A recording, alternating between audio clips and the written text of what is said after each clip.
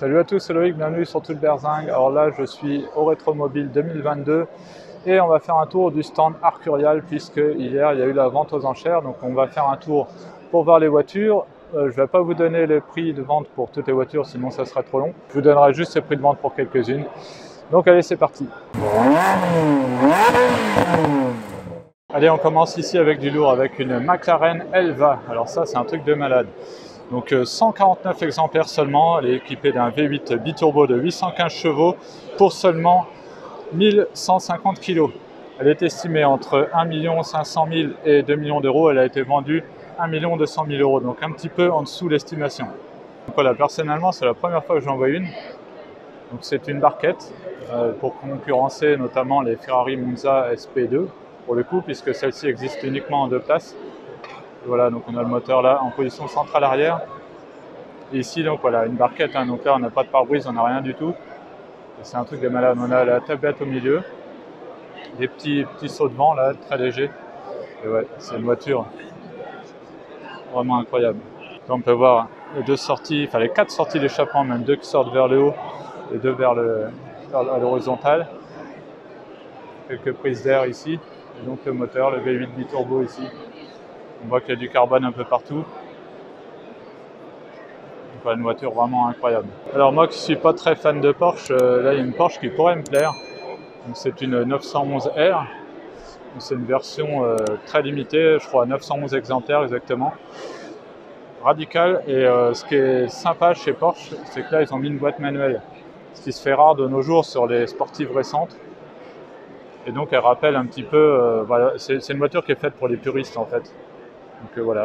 Donc voilà, du coup une voiture assez rare qui cote pas mal. Alors ici on a une Porsche 356, donc c'est une des premières Porsche. On voit bien qu'elle est inspirée de la coccinelle. Ici on a une petite Lotus Eleven, ça c'est toujours sympa, c'est mythique.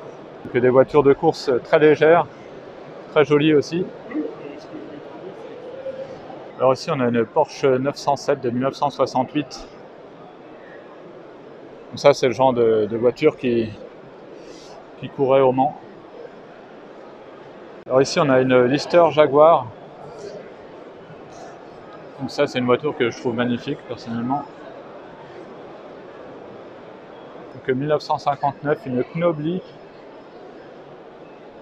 Alors, on peut voir que le volant a été retiré.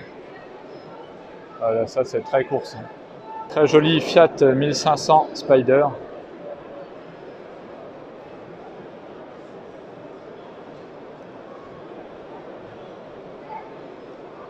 Alors là, on a une voiture de malade, on a une Venturi 400 Trophy. Voilà, voiture française, Venturi. Donc là, voilà, regardez l'intérieur. Très coursifié de celle-ci. Je vais vous montrer l'avant rapidement. Après, on a une BMW 3 litres CSL.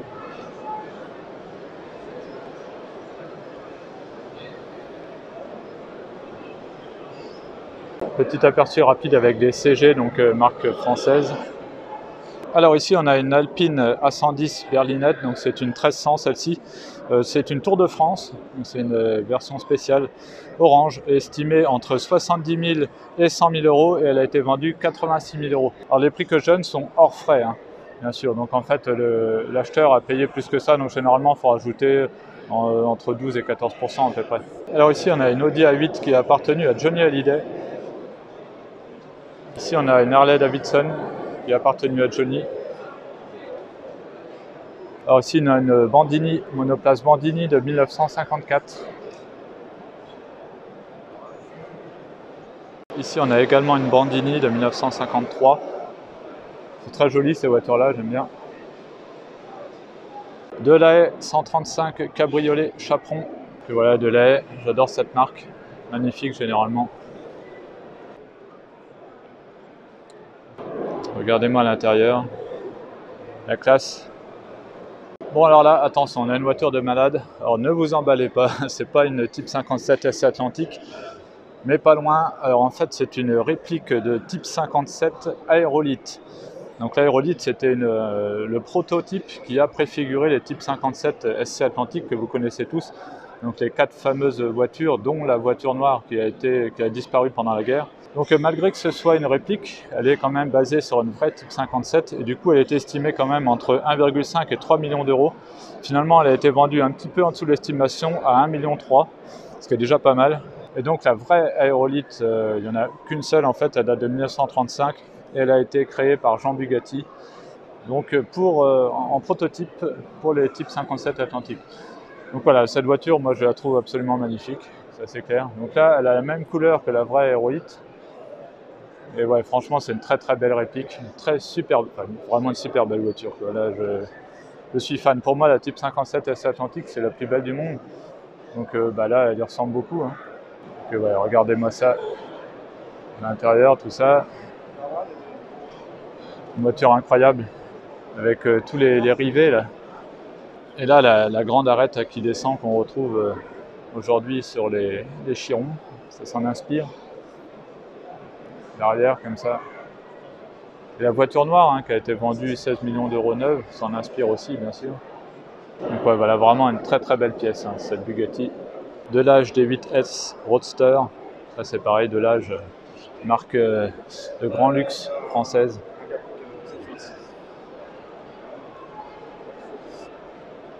Regardez-moi ça, ces courbes élancées là, c'est magnifique. Franchement, c'était les meilleures époques pour moi de l'automobile. Au niveau design, c'est super imposant, c'est super élégant. Enfin voilà. Regardez aussi la classe à l'intérieur. Alors là, on a des petites voitures pour enfants, qui sont toutes mignonnes, franchement. Donc là, on a une Jaguar, donc XK 120 ou quelque chose comme ça. Ici, on a une AC Cobra. Elles sont super bien faites. Et franchement, là, on pourrait s'y prendre, hein. On pourrait croire que c'est une vraie Ferrari 250 TR pour enfants, incroyable. Bon, c'est pas marqué, mais j'ai l'impression qu'elles sont thermiques, hein. Elles doivent avoir un genre de moteur de tondeuse. C'est vraiment excellent, ça. Bugatti Type 37 de 1926. Ben, ça, c'est pareil, j'adore. Bon, je préfère la Type 35, mais bon, elle se ressemble beaucoup, hein. Donc ça, c'était les Formule 1 des années 30, quoi.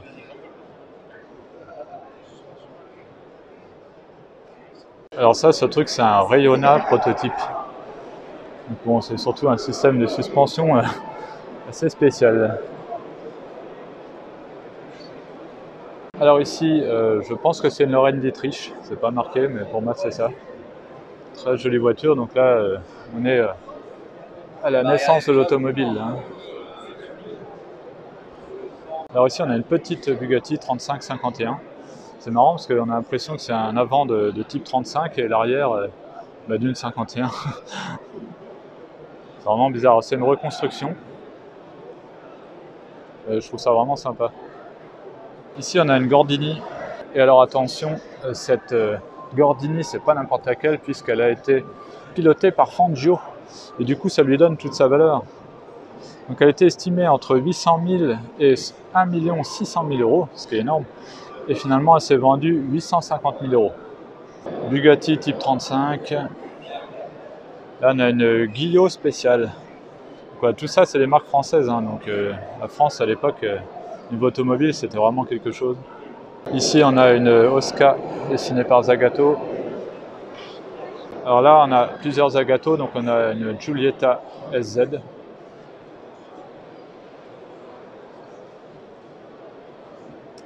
À côté, on a une Giulia TZ. Tout ça, c'est du Zagato. Alors regardez, Zagato, c'est toujours un peu particulier. Le design de l'arrière.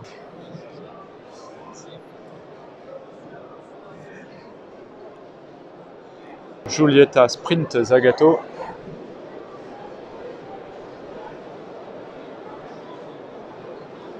Alors ici, on a une Lamborghini Gallardo GT3. Donc version course, hein, bien sûr, ça c'est pas homologué route. Donc pas grand chose à voir avec une Lamborghini standard, on va dire. Bandini 750 Sport, petite barquette.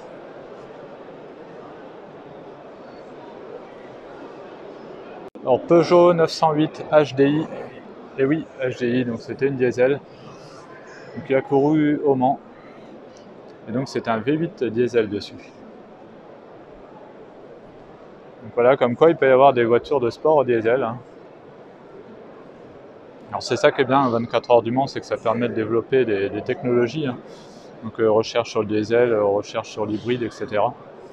C'est bénéfique après pour les voitures de série. Alors ici on a un tracteur Porsche diesel, forcément. De la S135M Cabriolet, donc là voilà la grande classe. Alors je vous montre l'intérieur parce que là, ce genre de voiture, regardez ça. On va aller de l'autre côté même.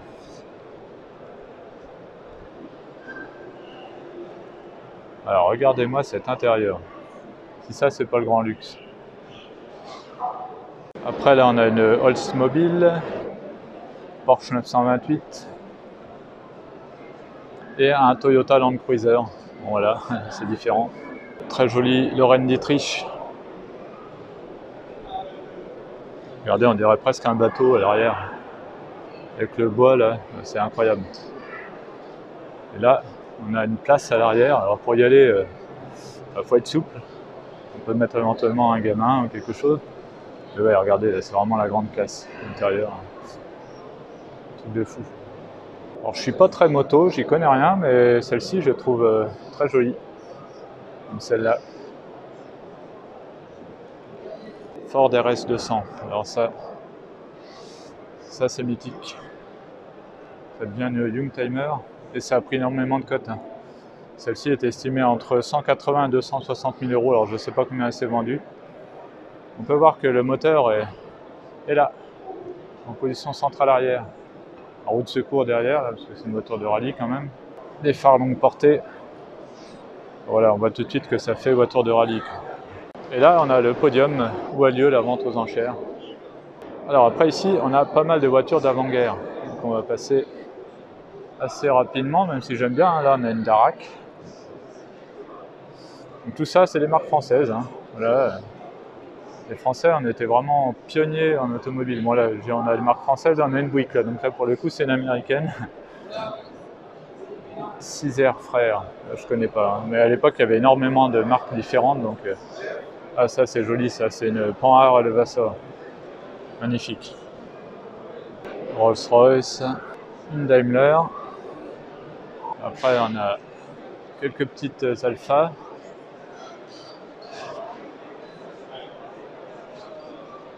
Une Mazda. Je passe rapidement, sinon... Ah, alors ça, une MG Métro. Mais voilà, c'est pas n'importe quel métro. Hein. Celle-ci, c'est une 6R4 avec le moteur à l'arrière, comme ça. L'aileron énorme. Donc voilà, les petites MG Métro, comme ça peut paraître ridicule, mais vu comme ça change la donne. Hein. Après, on a une Lancia Delta intégrale. Et on a Renault 5 Turbo 2 ici. Et puis une deuxième ici. Bon, celle-ci elle est dans son jus. Hein. Elle a encore plein de poussière.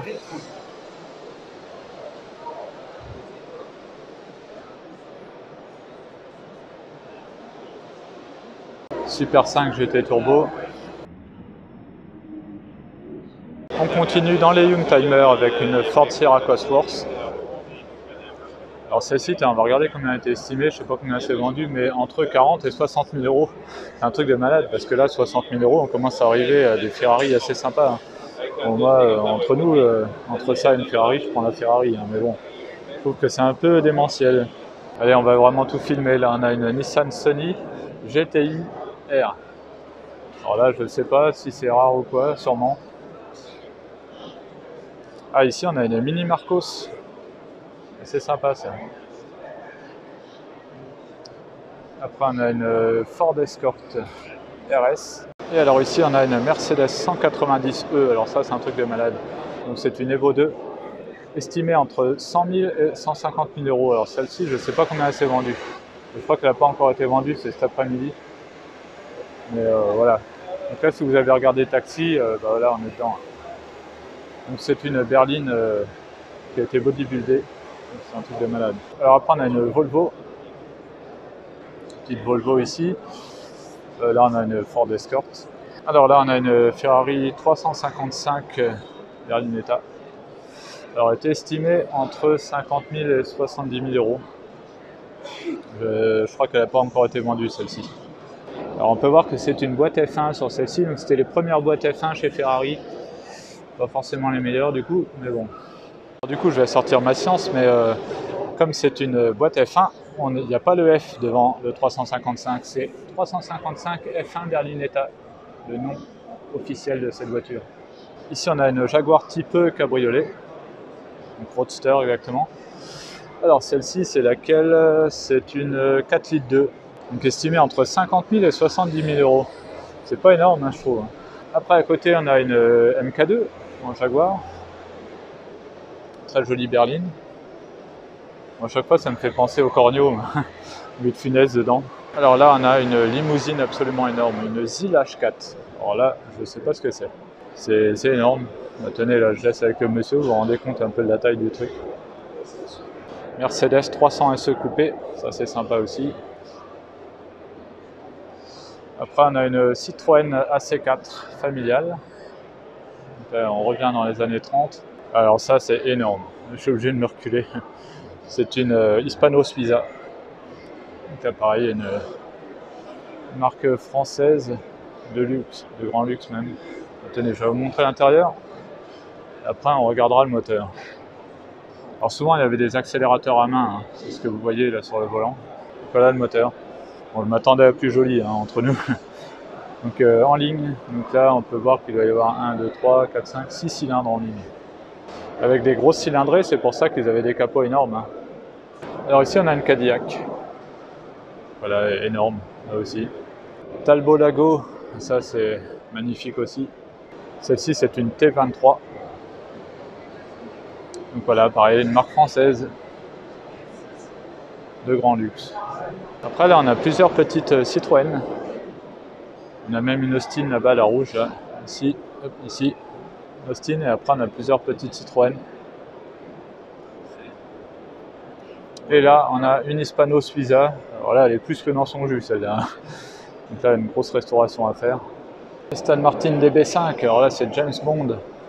Alors celle-ci est estimée entre 600 000 et 800 000 euros. Donc voilà, des voitures qui ont pris énormément de cotes. Bentley Continental S2 Mulliner.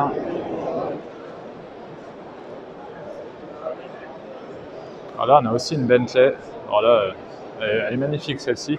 C'est presque la même, mais en 4 portes. Donc du coup, elle s'appelle Flying Spur. Très jolie couleur. Maserati Ghibli. Sympa également, qui a pris énormément de cotes aussi. Hein. Alors ici, on a une Talbot Lago de 1957. Et là, elle est restaurée, donc vraiment dans son jus. Hein. Là, c'est sorti de grange. Regardez l'intérieur. Vraiment sympa. Et ici, on a une Facel Vega 54 prototype. Donc là, pareil, hein, Facel Vega, marque française de luxe, qui concurrençait Ferrari. Hein. Donc là, pareil, c'est vraiment des très jolies voitures, surtout l'intérieur. Mais là, bon, elle est fermée, je ne peux pas vous montrer.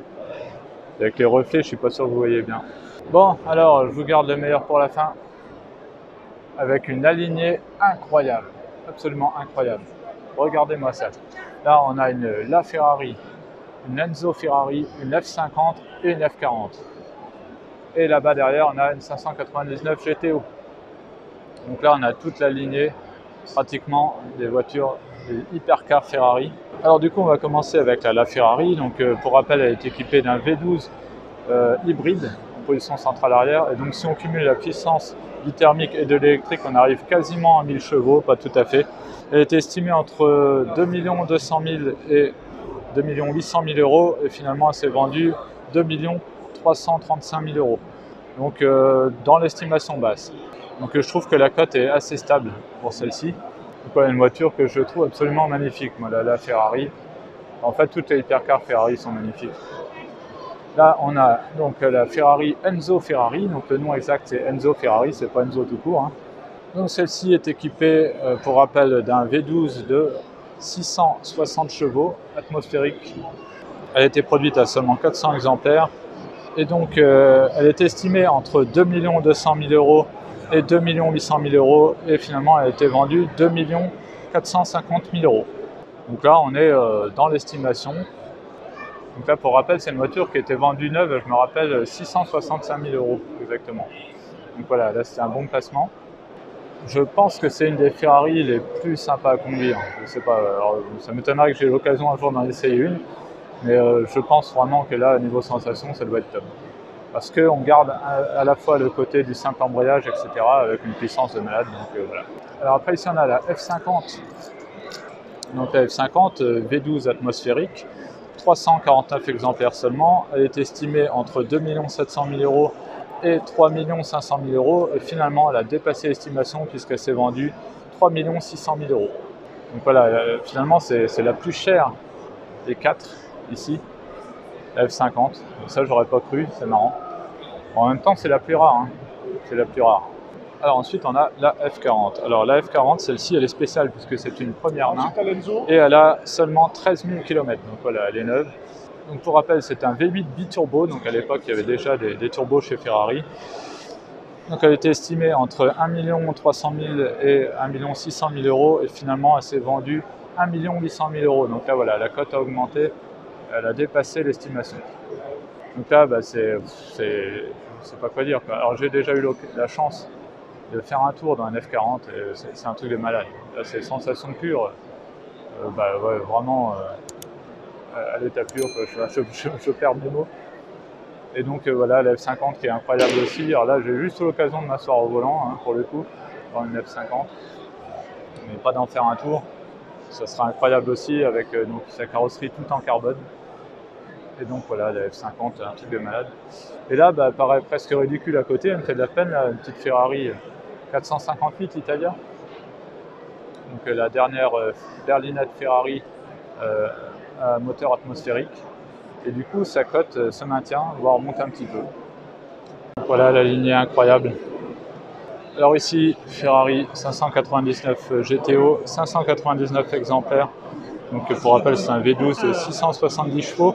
Elle est estimée entre 500 000 et 800 000 € et finalement elle s'est vendue 650 000 €. 599 GTO qui est vraiment une super voiture, là pareil, je pense que là niveau sensation on est pas mal, hein, avec le V12 en position avant, là, atmosphérique. Alors là on a une Lamborghini Murcielago, donc c'est la version 580 chevaux, donc la première série. Elle est estimée entre 130 000 et 160 000 €. Finalement, elle a carrément explosé les estimations puisqu'elle s'est vendue 210 000 €. Alors, je vous avoue que c'est pas le truc qui m'enchante plus que ça, parce que c'est une voiture que j'aimerais bien me payer un jour. Il ne faudrait pas qu'elle monte trop en cote, quoi. Alors, il y a quelques voitures dont j'avais noté les résultats, là, qui ne sont pas présents, donc je ne peux pas vous montrer. Mais il y avait une 2 chevaux Charleston Bordeaux qui était estimée entre 20 000 et 30 000 €. Finalement, elle s'est vendue 15 000 €. Alors, je trouve que c'est le bon prix, 15 000, honnêtement, parce que estimé entre 20 000 et 30 000, pour une 2 chevaux, faut pas déconner non plus, quoi. Ça reste une 2 chevaux. Hein. Après, on avait une Charleston grise qui, là, était estimée carrément entre 25 et 35 000. Là, elle était vendue 20 000 €. Bon, voilà, on est là aussi en dessous l'estimation. Mais je pense que c'était surestimé, parce que bon, voilà, ça reste qu'une 2 chevaux. C'est pareil, je n'ai pas trouvé, mais il y avait une Peugeot 402 Eclipse. Donc c'est la version coupé cabriolet de la Peugeot 402. Paroliez, et donc elle était estimée entre 110 et 150 000 €, et là elle a dépassé l'estimation puisqu'elle s'est vendue 177 000 €. Il y avait aussi une BMW Z1 qui était estimée entre 50 et 70 000 € et qui s'est vendue 50 000 €. Ah, important aussi, il y avait une 205 GTI 1,9 litre, une première main, 15 000 km seulement, donc quasiment neuve. Alors là, elle était carrément estimée entre 40 et 60 000 €. Et elle a été vendue presque 49 000 € en comptant les frais. Je trouve ça absolument énorme, abusé même. Enfin bon, voilà, c'est comme ça. Tant mieux pour le vendeur. Alors, petite précision, parce que vous avez sûrement remarqué qu'il y avait une différence entre les prix que j'ai annoncés et les prix que j'affichais. C'est tout simplement parce que les prix que j'affiche sont les prix avec les frais. Alors que les prix que j'ai annoncés quand j'ai regardé la vente en direct, était annoncé forcément sans les prix. Voilà pourquoi vous avez une différence. Bon bien voilà pour cette vidéo sur le stand Arcurial ici au Rétromobile 2022. Donc j'espère qu'elle vous a plu. Ça permet de voir, d'avoir un petit peu une idée de l'évolution du marché des voitures de collection. Donc on peut voir qu'il se porte bien.